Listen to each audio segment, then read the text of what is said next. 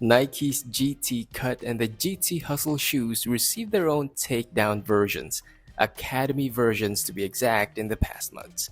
Apparently, one was left out, at least at the time, the Nike GT Jump. It was only a matter of when, and now we have photos confirming that the GT Jump has an Academy version and it should be releasing soon, so stick around and let's talk.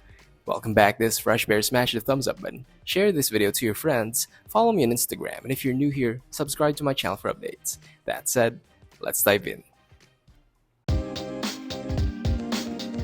Nike's GT Jump line focuses on providing well-cushioned landings and superior bounce.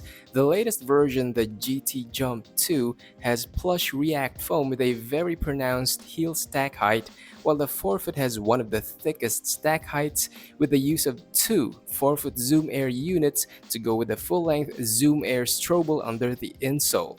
Pairs of the GT Jump 2 sold for $180. Now, Academy versions are basically takedown models, so both the tech in the shoe, not necessarily the performance, and the price are reduced. We've had this in the GT Hustle 3 and the GT Hustle Academy, as well as the GT Cut 3 and the GT Cut Academy. And now we have an Academy version for the GT Jump.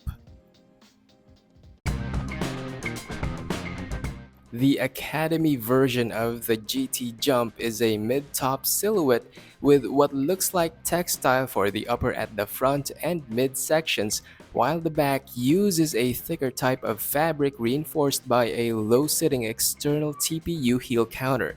The lacing setup is hybrid, consisting of lace loops at the bottom and eyelets at the top, while the tongue doesn't seem to be heavily padded. The shoe has a sculpted midsole, such as the heel, where the area seems to have been carved out diagonally, exposing the heel counter.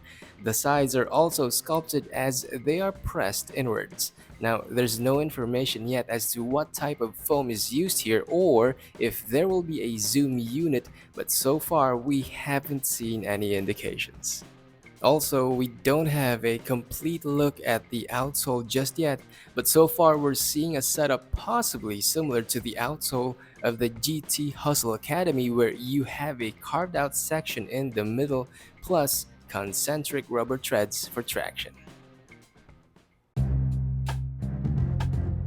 Here's what I think so far in terms of design. The swoosh placement at the lateral forefoot reminds me of the Nike Sabrina 1 as well as the 2, where the swoosh also dips into the midsole. We've also seen this in the Freak 5 and the recently released 6, as well as the recently launched LeBron 22. But other than that, I think the overall design can stand on its own. While it's not completely unique, it looks different from most of the shoe designs that Nike has been churning out in recent years. For the cushioning, since this is a takedown model of a shoe designed with a superb cushioning setup, the natural expectation is that the Academy version will have a takedown or simplified cushioning setup. But if that's the case, I don't really see how it could significantly differ from, say, the GT Hustle Academy or the GT Cut Academy, because the cushioning is what sets the GT Jump line apart from the rest.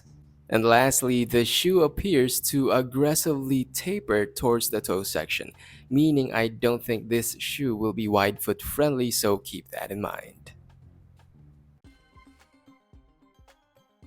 My only concern at this time is that the GT Jump Academy could only be different by name, but could perform just like the other two Academy versions, meaning the less pronounced their tech differences are, the more similar they play. But hopefully, the Academy version will still have enough cushioning, more than the Academy versions of the GT Cut and the GT Hustle.